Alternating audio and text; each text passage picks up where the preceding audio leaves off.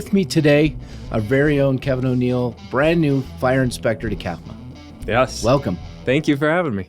So you have a pretty interesting background. I mean, we were really excited when we got to sit down and interview you because you bring a lot to the table, not just on the fire prevention side, but just overall. So tell everyone a little bit more about your background. Where do you come from?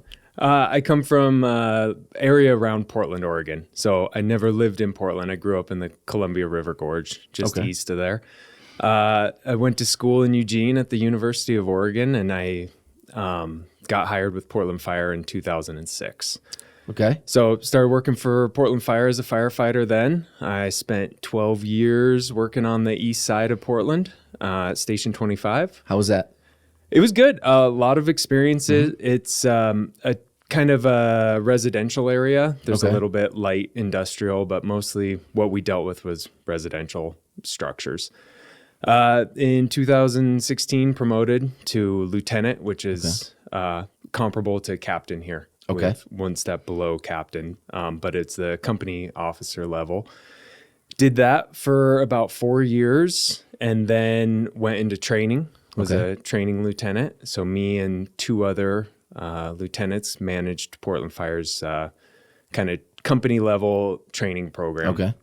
So it consisted of incumbent member training, ongoing training, maintaining perishable skills, also recruit evaluation, and the such. Went out to training because I was ready for a break. 3 little boys. I was coaching 2 soccer teams, and was constantly, flipping schedules and taking time off, and went to the 40-hour work week, and it just worked awesome for the family. And so So when I say you bring a lot to the table, not just on the prevention side, but from your experience as a firefighter, from your experience in training, because one of the things that we want to see, and we can talk about it more a little later, is more interaction between fire prevention division. And I know Daryl, new fire marshal, I know Carrie, who we're going to have on here. She doesn't know that yet. But that interaction is something that you all have talked about. And so from your experience as a firefighter, Daryl's experience as a firefighter, Carrie's, what our crews need to see and some of the new buildings. So I'm really excited about that interaction. Totally. And so I went from the line in Portland over to prevention division. So I was still a firefighter. I was still work callbacks on the engine, riding in the seat. And so when I got into prevention, it was really from a company officer's perspective. And I think I bring that through to here. When I go in and do an inspection, I look at it from, what are the hazardous situations and that are going to cause an event, and then what are our crews gonna find when they show up on that event, right? How are they going to access the structure? How are they going to evacuate? What are they going to, what kind of occupancy is it, and what's their, rescue mode, based on that occupancy. And so I was just talking to Daryl about it this morning. In Portland, my office was actually a fire station. I was in charge of Station 21's FMA for inspections. And so we interacted super closely, and Daryl's all for that here. And we're looking at dividing up the into districts. And so I would be more like kind of assigned to, Chino Valley, kind of the Prescott area, or something like that. And then so I can really get in and get involved with the stations. That would be fantastic, because there's some other things that you all are talking about, ways to engage the crews and ways for you all to do things that are new and different for us. I think one of the things that our new prevention staff brings that we didn't necessarily have before is experience and exposure with larger structures. So now Tempe Fire Chief Glass laughs at me when I say we're getting a new high-rise. It's 6 stories, and she says, "Isn't that cute? You get a little step building." But the fact of the matter is, you all have more experience and exposure to some of those larger structures than what we're used to here. And so that's fantastic. Not only can you look at it from the fire prevention, the building standpoint, but as you said, looking at it from a fire standpoint in the field, if we're responding there for any type of emergency, you can take your experience from Portland on the engine, apply it to here, apply the fire prevention side, and really bring the crews in and know what you need to show them. Absolutely. Yeah. Yeah. And two, even like the bigger industrial buildings. I was out at Print Pack the other day and came across some areas that are just super hazardous, and they're not really very well identified. And so I worked with the supervisor there to kind of get some photos of the area, and I'm going to bring that over to training to kind of try and disseminate that out into the crews, at least so then they have an idea of what they're walking into. Right. Well, in Superior Industries, we had a call out there yesterday, and Lane, the person who runs Superior Industries here, they're looking at a pretty major expansion of that facility. And so a lot of folks don't realize, in the community at least, when you're looking at a Home Depot or a Print Pack or those types of things, you're looking at what we refer to as a low-rise, high-rise. Sure. Because the area that it covers. So those are things that we have to look at as well. We have Legato going in. This will be the first true parking structure that we have, multi-story, in CAFMA's jurisdiction. Not the first one I've dealt with, but the first one this agency has dealt with. So those are all things that are new and different approaches to, hey, a lot of people look at a parking structure and think, hey, if there's a car fire in here, all that smoke's just going to blow out the other side, and it doesn't. Not at all. No. Very unique challenges in that. Right. And something that, we're going to have to grow with as an organization and learn the tactics and strategies for that. Right. Yeah. Well, and they're adding the electric vehicle charging stations in that parking garage. And quite honestly, if an electric vehicle goes up in there, well, there's not a whole lot we're going to be able to do with it. Yeah. It's going to burn more than just that one vehicle, like multiples. I personally, I don't like seeing those charging stations near anything else that's flammable. Certainly, and it's a new technology that's coming up really quick, and the fire service has a history of kind of playing catch up, right? And I think we're on the edge of that, but I think there's a lot of new and exciting products out there for it. Technology is going to catch up with it eventually, including the firefighting technology. And so, but there's been lots of good training with that. We just had that Synopsum a couple weeks ago that we watched, and down in Phoenix, they're having I don't remember what it was called, but a training regarding lithium battery safety and technology. Well, our safety stand down this year is lithium ion battery. Safety, fire approach, things like that. Even APS, after the incident down in Surprise, Peoria area, they've come up with these individual boxes that the lithium-ion batteries for their solar charging stations, they're going to be in individual boxes now instead of one big cargo room. Sure. And so our role will be, we roll up, we look at a screen at the fence, we say, yep, hey, your thing's on fire, and then we let APS deal with it. Yeah. And so a lot of that too is kind of where we come in prevention, and our responsibility is to kind of come in, make sure that, that they're building those in that safest way possible. And then, when I show up to do a site inspection, I'm making sure they have those individual control areas so that it doesn't become a runaway problem. Yeah. Which is what we've seen in a lot of different places. But as you said, and I don't think it's just the fire service that's behind right now. I think it's the overall building code itself is behind and unsure of what needs to be in place to protect folks in buildings from these lithium-ion battery potential runaways or fires that we see. Absolutely. Yeah. And especially with pulling them, charging, we all charge our kids' scooters inside our garages and hopefully not inside our houses, because when those go bad, they go bad really fast. Yeah. Really fast. No, you mentioned one. I think I talked to Brad Davis about it recently on one of the podcasts. 26 seconds to flash over from the first sign of smoke. Yeah, that was shocking to me. And the smoke detector, I don't even think went off until 16 seconds. Right. So you essentially had 10 seconds to wake up from a dead sleep and get yourself out before your room flashed over. What did we learn from that? Don't keep those things inside. Definitely not. And college campuses, don't put them in your dorm room. But, we still have iPads that we charge that have these batteries, and we have even our smoke detectors have lithium-ion batteries in them. Smaller ones, of course.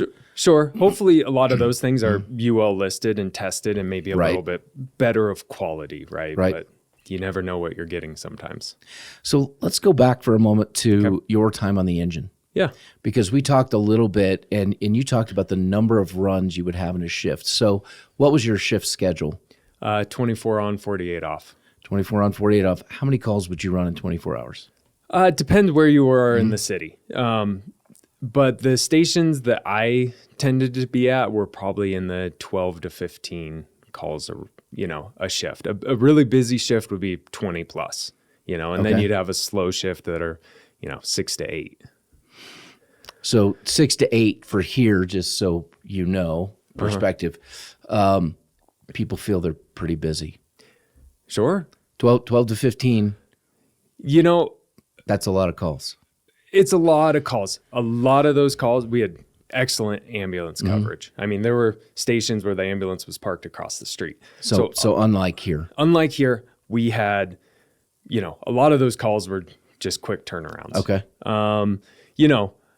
So I can sympathize with the people in more rural districts, like where I lived in Camas, and I knew a lot of those firefighters. I mean, they got a call. It was a, 2 to 3 hour ordeal, and that happens in the middle of the night. That's, your day's done. Yeah, and absolutely. So I don't know if I can qualify or quantify the differences. And I understand. Yeah.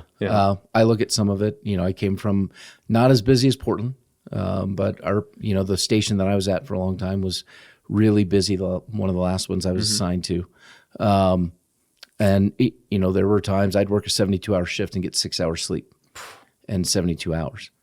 We had 24s, but it was overtime filling in. So our call volume is going up here in the last 5-6 years. 36% is what we've seen. That's pretty significant. Very. That's a lot to get used to along with everything else that we do. Yeah. And there's, a lot's asked of them, over the course of a shift. And calls need to take priority, right? Emergency response, right? That's number one. Right. And so that's why we're trying to shift some of the other work, like hydrant testing. Yeah. I think we're on a path to shift all the hydrant testing in Prescott Valley. The town is looking to take that over. So our folks will be out of it. The only thing they're going to need to do is do some hydrant familiarization, right? Still just drive around, know where the hydrants are. Yep. Totally. Yeah. But they won't have to paint them. Because that's good. Quite honestly, our firefighters shouldn't be painting fire hydrants. No, and they've got plenty to do. Yeah, we're trying to get them out of that business so they can focus more on the call volume and the people that we serve. Totally. And I think as you take those sorts of things away, hopefully that exhaustion from calls goes down. Right. So regarding your family, you said you have 3 boys. 3 boys. How are they doing here? Oh, they're loving it. Yeah, they're fitting right into school. They're hitting their stride. We had a unique way that we got here. We kind of came in a big way. Tell us about that. We knew we've wanted to leave the Northwest for a long time. We've always wanted to live somewhere sunnier and more, beautiful. And it was always, when I retire, when the kids are gone. And it got to a point where we're like, why are we waiting for then? Right. Why don't we go do what we want to do while our kids are young?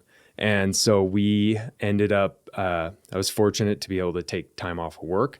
And last April, we hit the road in our 5th wheel. We sold our house, gave away most of our stuff, bought a 5th wheel and a big truck, and we traveled the country for almost 10 months. So, oh, wow. So from April until we got here in February. Okay.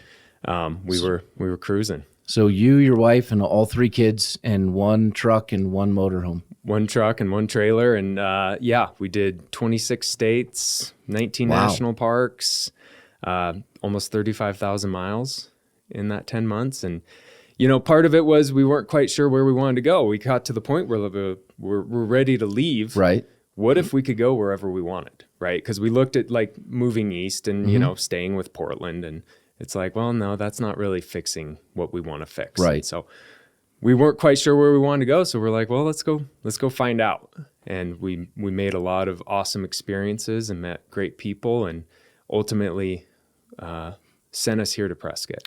And that's awesome. So what made you land on Prescott? We are definitely dry weather people. We like the dryness, the kind of high desert, but we couldn't do the valley temperatures. Right. We couldn't do that real severe heat. And so we found that the climate was really good here. And then just geographically speaking, I mean, so many things are a day's drive away. I mean, I went on a field trip to the Grand Canyon with my son a couple weeks ago. How cool is that? And it's pretty amazing. Utah is a day away. The Southern California coast is a day away, which is just perfect. You can go there and visit and then come back. Yeah. Shoot right back to where you're comfortable. Yes. Nice climate, mountains, nice people. Nice. How's your wife enjoying it? She's doing great. We're at a really busy point right now where we just bought a house and we're remodeling it. So the anticipation of getting out of the trailer, getting back to normalcy, but she is an incredibly strong, driven woman, and honestly, without her, this would have never been able to happen. She definitely made it all happen, and she believes in us and our family, and me especially, where I was a little nervous. I mean, leaving Portland was a really hard thing to do. I'd been there for, I got hired when I was 20. I was there for almost 18 years, and everything I knew was there, and the security, and to make that leap, it was terrifying, but it has 100% been for the best. And we feel like we're thriving here, and I feel like I'm thriving here with CAFMA. The organization has just been phenomenal to me, not only in the short term, but long term, looking ahead. Yeah. I really feel like I'm supported in my kind of what I see as my professional goals, and I'm excited to see where it goes. Well, we're glad that you made the jump and leaving Portland, and that you landed on moving here, because it was just the ideal timing.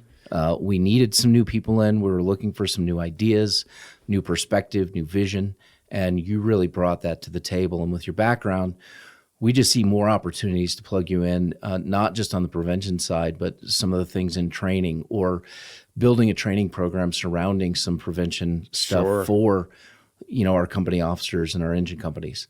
So just fantastic opportunity. It's whatever you want it to be. Oh yeah. And I love getting involved with the station. I've stopped by a few of them and try to, like, if I see something on an inspection, I'll try and go to the station and kind of give them a heads up of what I'm seeing and answer any questions. And if they have any questions about using Image Trend, doing inspections, if they want me to come ride along with them, I love that sort of interaction. No, that's awesome. And I know that they'll want to do that, and that they're looking for more of that interaction and training from the fire prevention staff. So we're really excited to have you here. We're excited that your family's here and doing so well.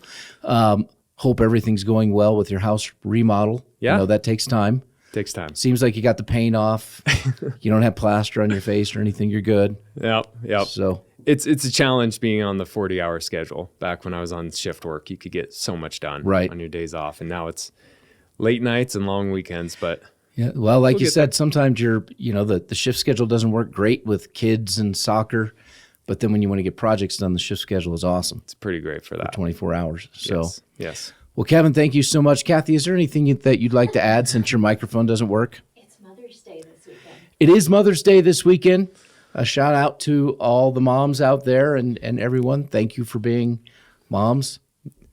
Yeah. Kevin, anything you want to say to your wife for Mother's Day? Oh, thank you so much for taking care of those monsters. They are a handful beyond a handful. And we couldn't achieve what we have without her doing all the true work behind the scenes. Well, that's fantastic. Kathy, thank you for bringing that up. And with that, we will close out this week. Kevin, thank you for coming on, being willing to be our victim this time. We will get Carrie in here sometime soon. Okay. If she's willing to come in. But with that, thank you all for watching, and happy Mother's Day.